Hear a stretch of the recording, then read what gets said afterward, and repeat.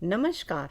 Doctor Indu Sharma का सनातन धर्म के प्रेमियों और महान भारतीय दर्शन को जानने के इच्छुक सभी स्वर कथा चैनल के श्रोताओं को श्रद्धेय नमन और स्वागत। सनातन धर्म की जय हो। हमने पिछले सप्ताह लिंग पुराण पर चर्चा की थी। आज हम 18 पुराणों में से एक और पुराण पर चर्चा आरंभ करें।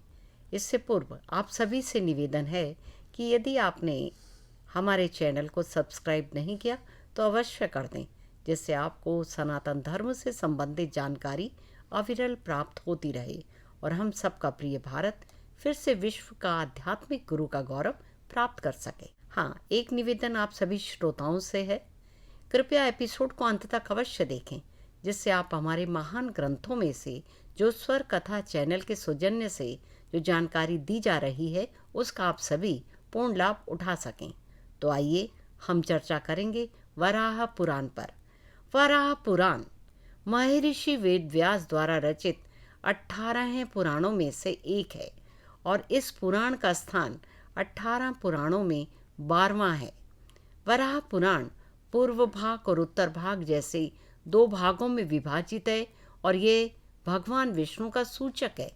इस पुराण में 217 अध्याय तथा 24,000 श्लोक हैं। पृथ्वी को बचाने के लिए भगवान विष्णु ने वराह अवतार लिया, इसलिए इस पुराण को वैष्णव पुराण भी कहा जाता है। इस पुराण में वराह अवतार का विस्तृत वर्णन किया गया है। वराह यानी शूकर। इस अवतार के माध्यम से मानव शरीर के साथ परमात्मा का पहला कदम धरती पर पड़ा। मुख शूकर का था, लेकिन शरीर इंसानी था।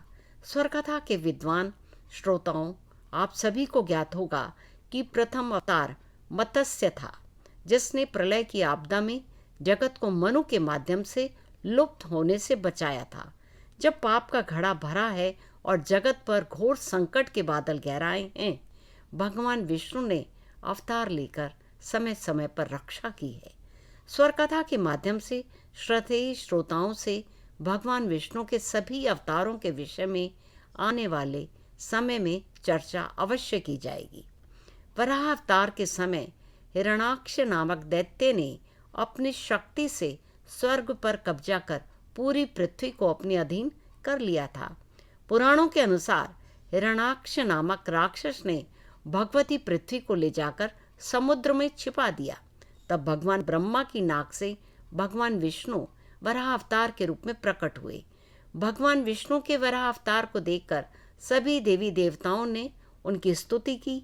सभी देवी देवताओं के अनुरोध पर भगवान वराह ने पृथ्वी की खोज शुरू की। भगवान वराह ने अपनी थूथन की सहायता से पृथ्वी को ढूंढ लिया और समुद्र के अंदर जाकर राक्षस हिरण्याक्ष को मारकर पृथ्वी को अपने दांतों पर रखकर बाहर ले आए।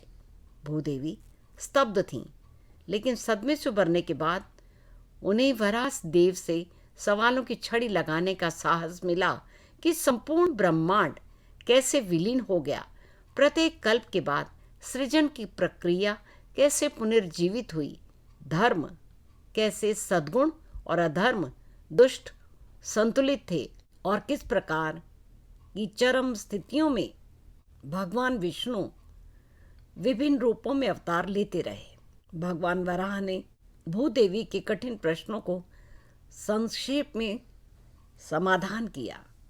भगवान विष्णु के वराह अवतार की कथा वराह पुराण की मुख्य कथा है। इस पुराण में महर्षि वेद व्यास जी ने अनेक तीर्थों, व्रतों, यज्ञों, दान आदि का विस्तृत वर्णन किया है। भगवान नारायण की पूजा, भगवान शिव और पार्वती की कथाएं, वराह क्षेत्रवर्ती के आदित्य तीर्थों की महिमा का वर्णन, मोक्षदायिनी ब्रह्मा, विष्णु और महेश नदियों की उत्पत्ति और महात्म्य, त्रिदेवों की महिमा आदि का विस्तृत वर्णन है। जैसे उल्लेखित किया गया है, वराह पुराण 2 खंडों में विभाजित है, पूर्व भाग और उत्तर भाग। पूर्व भाग वराह पुराण में सबसे पहले भगवान विष्णु के अवतार वराह और भगवती पृथ्वी का मंगलमय संवाद, सतयुग की कथा में रम्या का चरित्र वर्णन और श्राद्ध कल्प तथा दुर्जय चरित्र का वर्णन मिलता है। फिर तीनों देवताओं ब्रह्मा, विष्णु और महेश की महिमा, सत्य तप व्रत कथा, अगस्त्य गीता, रुद्र गीता आदि का वर्णन किया गया है।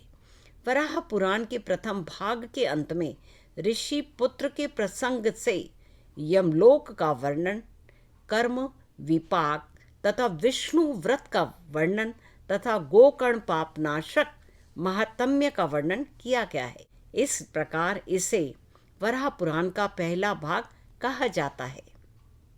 उत्तर भाग वराह पुराण के इस भाग में पुलत्स्य ऋषि और पुरुराज के बीच हुए संवाद का वर्णन बताया गया है। अंत में सभी तीर्थों एवं धर्मों का वर्णन किया गया है। तो आज बस केवल इतना ही। अगले एपिसोड में एक और भारतीय दर्शन के पुराण पर चर्चा करेंगे। तब तक के लिए आज्ञा दीजिए। आप सभी का स्वर कथा चैनल के साथ जुड़ने के लिए अतिशय धन्यवाद।